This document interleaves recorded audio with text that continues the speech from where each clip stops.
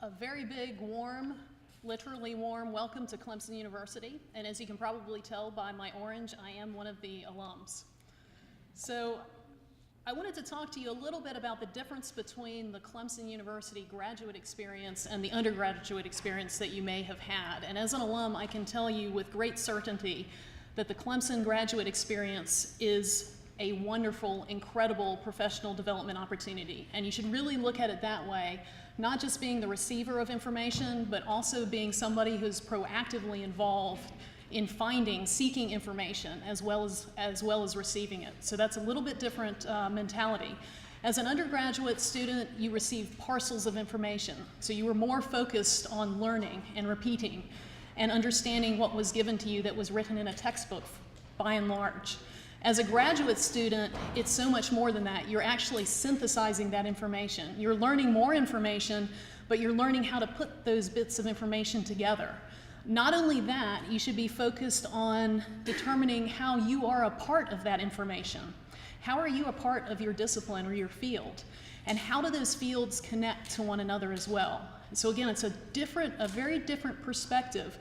You should also be looking at how your field here on campus relates to the community at large. So how does your field affect people globally? Every field has impact on the world in some means or manner, and you need to spend time determining your impact and your field's impact. When I was an undergraduate student, I went through a similar orientation at North Carolina State University. I was a chemical engineer, and I remember very specifically the dean of the College of Engineering looking at all of us newbies and saying, look to the person on your right, look to the person on your left. One of you won't be sitting there for graduation. And what that said to me was, you won't make it. And what it really said to me was, game on, it's a competition.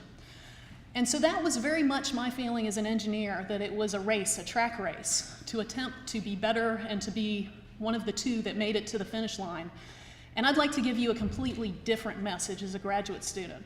The graduate student experience, you want to look to your left, so go ahead and look to your left right now. Look to your right, look around this room, and what you see are members of your team. These are people that you will be working with, collaborating with, socializing with. These are people who will help you along your graduate school path. These are people who you will help along their path as well. So it should be a very different perspective, one of working together to achieve incredible things as you move along.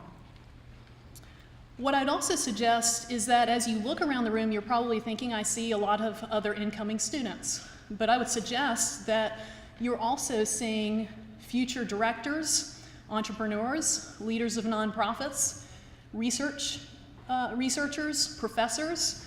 Your network will continue. So as you build your network here, realize you're not just building your network for your time here at Clemson. It's certainly very, very important. You're also building your network for the real world and after. And you'll find that your colleagues and your friends that you develop, the friendships you develop here at Clemson will serve you well down the line, not just from a social aspect, but from a professional development and a career advancement aspect. So think about that as you strive to meet different people and learn different things. So unlike the undergraduate experience, the graduate experience is not what I call the Bell distribution. In other words, we are not hoping that a third of you will fail, or we are not mandating that a third of you will fail. Quite the contrary, we would like to shake each and every one of you, your hand, as you cross the stage at graduation. We are here to help you succeed. So develop your network. I would also tell you that you are the creative power on the campus. And so you are responsible for developing new ideas, new theories, new ways, methods, techniques, new technologies. And that's incredibly important. And what that says is that you are creative entrepreneurs and you are innovative. And in order to be innovative, I would claim that you need to be working at the edges of disciplines. Incremental advances come from remaining in the middle of a discipline. So in other words, if the only people that you affiliate with in a given day are from your own discipline, they look just like you, they think just like you, they act like you, how will you possibly think any differently, and how will you help advance yourself and advance your field? So we heard a wonderful range of places from which your colleagues come. And so take advantage of that and seek to meet people from different disciplines, different cultures. It will help you, and it will help advance the field as well, which is absolutely amazing to think that you can have that kind of impact. There will be good days and bad days in graduate school, and it is a bit different from the undergraduate experience because you're often working in the unknown.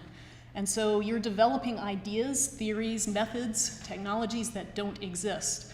And that can be very frightening because you're used to looking in a book to finding the answer. The answer already exists as an undergraduate.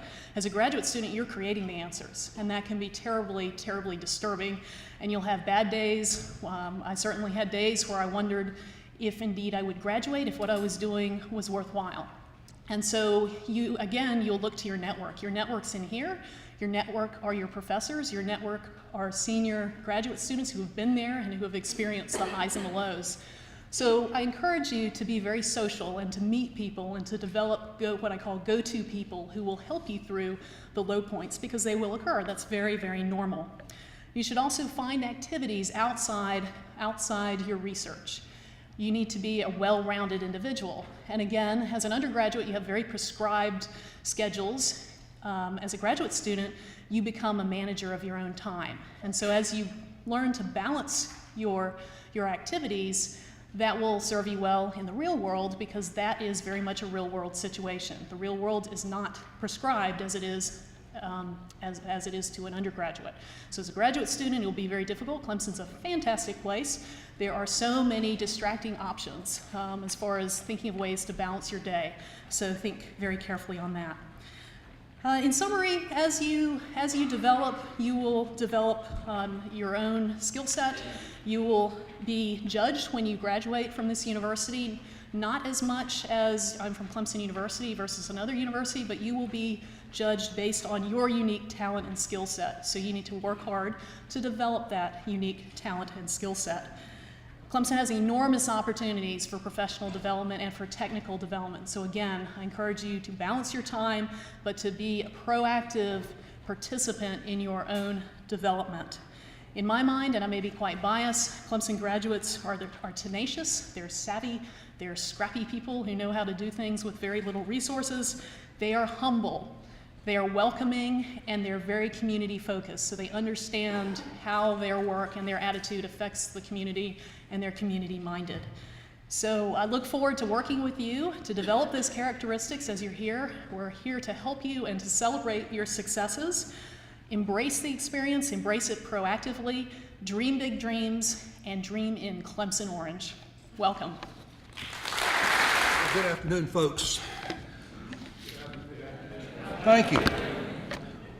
Welcome to Clemson. My name's Bill Ferrell, and I'm a faculty member in the Industrial Engineering Department and part-time Associate Dean of the Graduate School. I am a senior faculty, self-absorbed, narcissistic, and take myself way too seriously. With that said, when Dean Felder told you that you would forget 50% of what was said today, I don't say anything that should be forgotten. So you put this in the 50% that you remember. I would like to take the next few minutes to talk to you today about a concept or an idea that I think is going to be very important for you to grasp between now and Wednesday when classes start. We've mentioned the undergraduate and graduate experience, and see, I think that should be different. And my guess is everybody here would agree with that in the abstract, and you maybe even thought about that before you showed up at orientation, but did you ask yourself, how?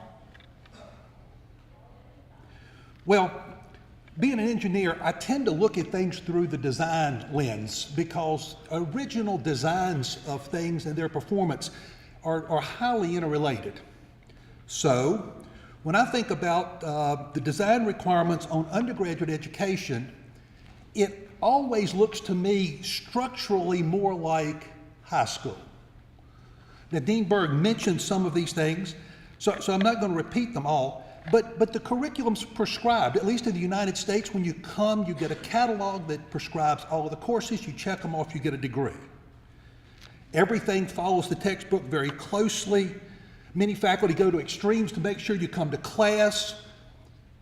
What I have to see undergraduate advisees before every semester to give them their number before they can register for classes so I can make sure that they are tracking along just fine. Graduate school, on the other hand, seems to me to be designed more like a job in industry. And I've got only a couple of minutes, and I know you got other things to do, so I want to focus on two elements of that. One is personal responsibility, and the other is taking the initiative. Now, I learned about these as an employee because when I got out of undergraduate, I went to work in the commercial nuclear industry, stayed there 7 years, and then went back to graduate school. And what I noticed was things that I learned at Babcock and Wilcox seemed that translated into some degree of success also seemed to work in graduate school. I honestly think they'll work for you too. Okay, as you can tell, I enjoy getting in front of people and talking, and I also like telling stories, so you got to bear with me.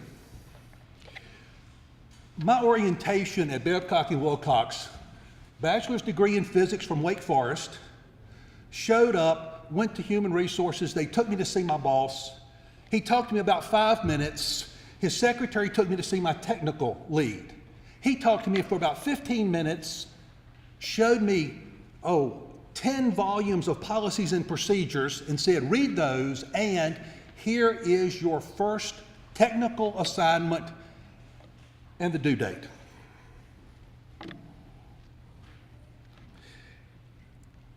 In the days that followed that, nobody came by my office and said, Bill, you got everything that you need to do this job? Do you understand? Were you prepared well enough? Can I help you? No. Technical supervisor stopped by occasionally and said, what have you done? And basically that was it. Now, in my 7 years there, an interesting thing occurred.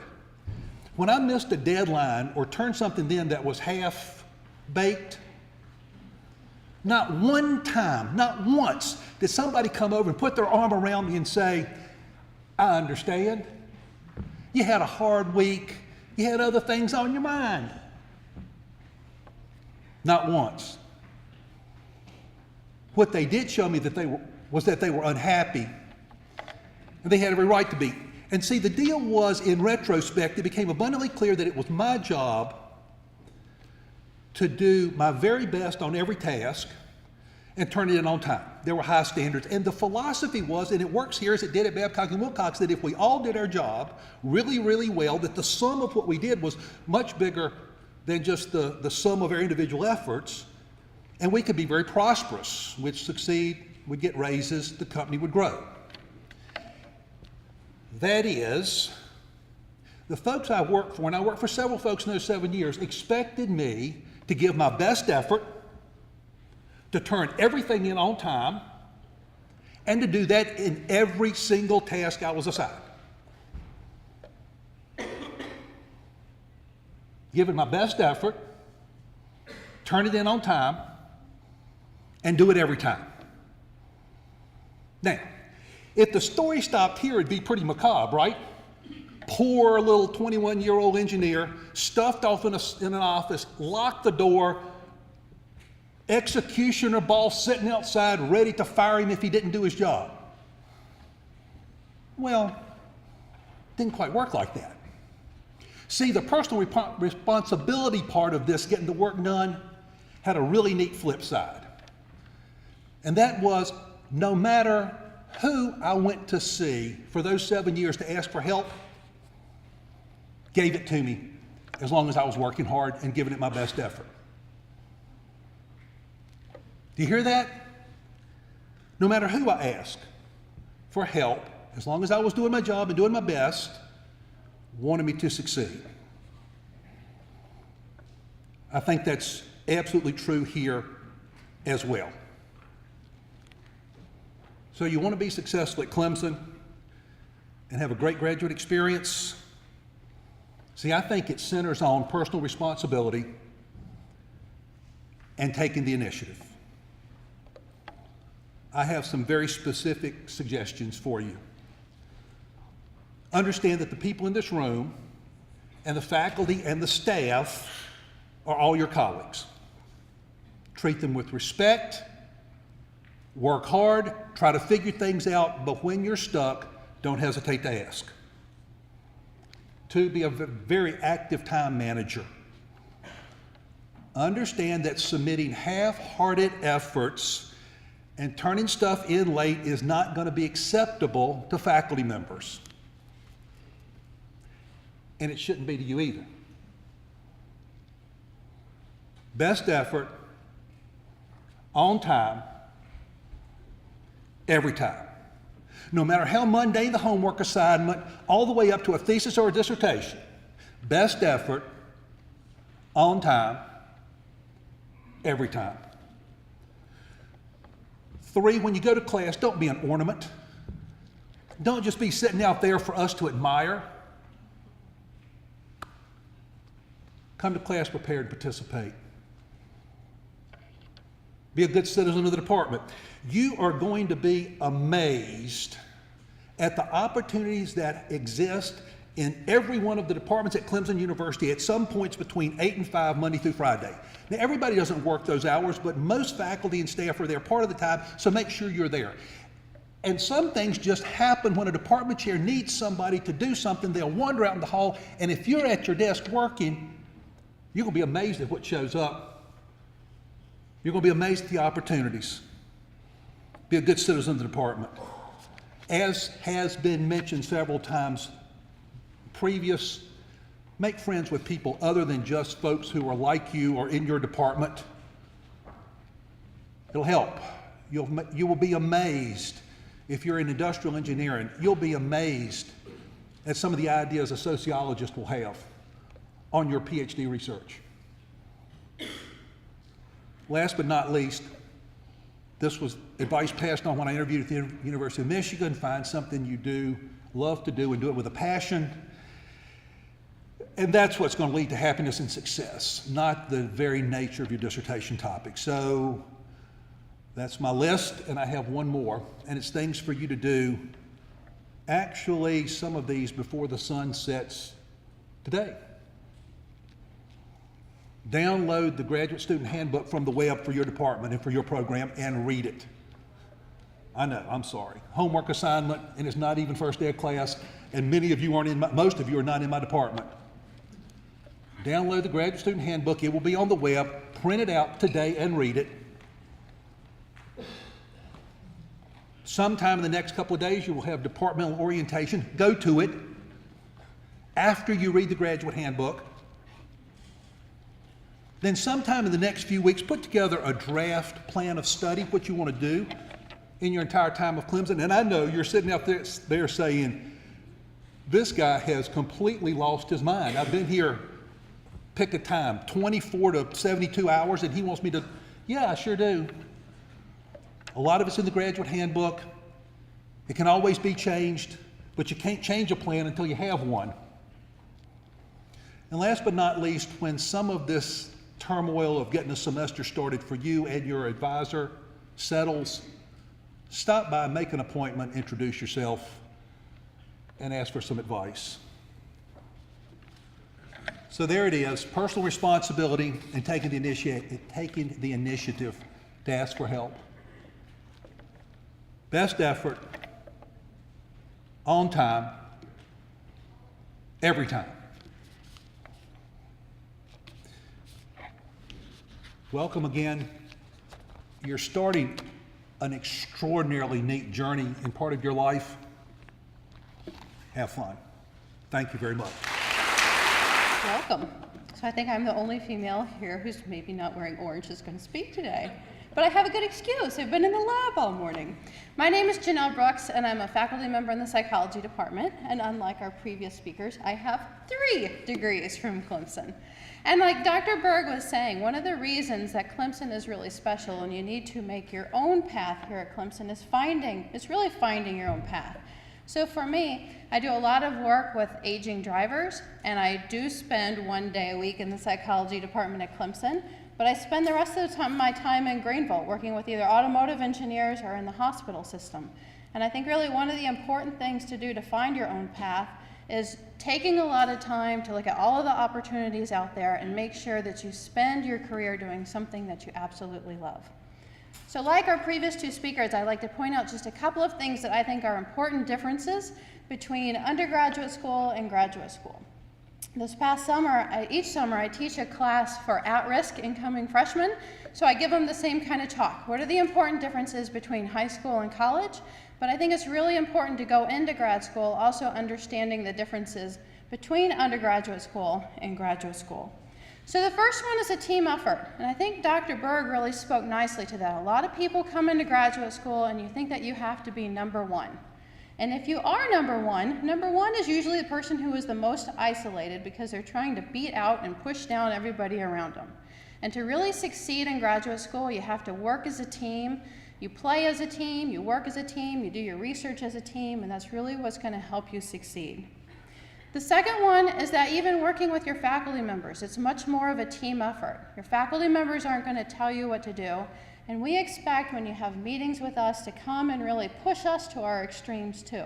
We don't want to be telling you what to do, but rather you really inform and educate us about the new aspects and dimensions that you can bring to the team. And the importance of colleagues for life. I can't tell you how many people's weddings I've been in that I went to graduate school with. And now we're kind of to the point where everybody's having kids, sadly divorces, more kids, but really are teams and also colleagues for life. Next one is conflicting demands, and I think this is probably the hardest thing to really address as a student. So when you are in my class is the single most important thing that you should dedicate every ounce of your effort and being to. Now, if you're not in my class, I'm going to tell you to aim for B's in class because B is best. A, what you used to think about as awesome and excellent, I now look at my students who have A's as that class is all-consuming. So there really is a big difference between how you need to look at your coursework from undergrad to grad school. Do you need to do a good job in your classes? Absolutely, but if you focus too much time and energy on your classes and not enough on your research, you're going to be here for a couple of years and realize that you really don't have any research to call your own. Internships. Internships and also professional conferences are really the two ways where you're going to start making a lot of the connections that are most likely going to lead to jobs. When should you start looking for internships? How about right after you download that grad school guideline and start reading that? So looking for internships, it's never too soon to do that. There's a lot of different ways to start looking for those, and really some of the best opportunities to talk to other graduate students in your department to see where they've had internships and also if those have led to jobs for other students.